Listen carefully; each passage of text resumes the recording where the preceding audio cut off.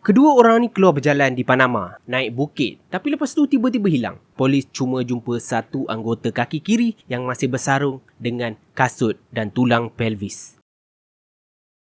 15 Mac 2014, dua orang pelajar perempuan berwarganegara Belanda namanya Chris Kremers dan Lindsay Froon naik flight dari Amsterdam ke Costa Rica. Sepanjang 2 minggu dekat sana, Chris dan Lindsay banyak habiskan masa dekat tepi pantai, belajar bahasa Sepanyol dan makan-makan. Sempatlah berkenalan dengan dua orang lelaki yang sama negara. 29 Mac, mereka berdua terus ke bandar Berkuat. Kalau ikutkan plan asal, keduanya patutnya buat kerja sukarelawan di sekolah pekan Berkuat tu. Tapi terpaksa ditunda atas sebab yang tertentu. Diorang berdua stay dekat Panama selama 4 minggu lagi dan menginap di rumah keluarga angkat diorang. 1 April, diorang keluar rumah naik teksi untuk mendaki. Berdasarkan apa yang pemandu teksi tu cakap, mereka diturunkan ke tempat daki tu dalam jam 1:30 petang. Tapi bukti dalam kamera milik dua orang tu dah tiba 2 jam lebih awal. Pelik tak? Kenapa pemandu teksi tu cakap lain, tapi rakaman CCTV dalam teksi dia cakap lain. Jadi, masa aktiviti mendaki tu, Chris dan Lisin bawa beg galas yang berisi sekeping pasport, kamera digital model Canon PowerShot, iPhone, Samsung Galaxy, botol air dan duit berjumlah $80. Sebelum sampai ke puncak pukul 1 petang, dua orang wanita tu dah diberi warning lah oleh satu penduduk tempatan.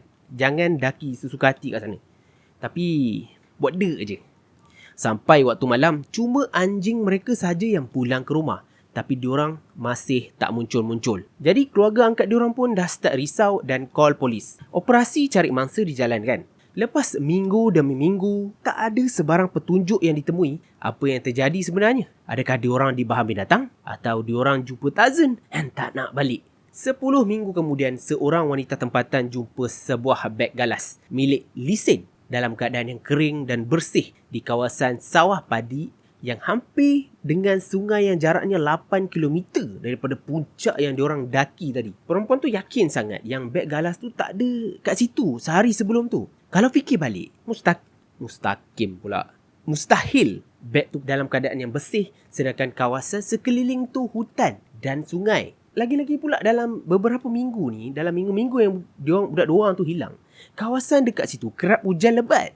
Dalam beg tu ada 2 helai bra, 2 smartphone, cermin mata, botol air kosong, kamera, pasport lesen, duit dan kad insurans. Banyak jumlah cap jari asing yang ditemui pada barang milik mangsa, tapi tak ada satu pun boleh membantu dalam siasatan kes ni. Jadi polis beralih kepada smartphone dan kamera. Dan phone tu masih lagi aktif dalam tempoh 10 hari pertama diorang hilang. Sepanjang tempoh tu, 77 percubaan dibuat untuk call polis. Semua panggilan tu gagal sebab tak ada signal menyebabkan panggilan putus. Yelah, line tak ada kan?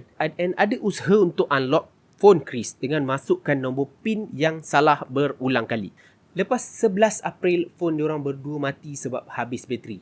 Kamera pula sebanyak 133 keping foto disimpan. Foto yang pertama diambil pada 1 April, masa diorang mula-mula keluar pergi mendaki. Namun apa yang pelik, 9 foto yang diambil malam 8 April tu dari jam 1 pagi sampai ke 4 pagi.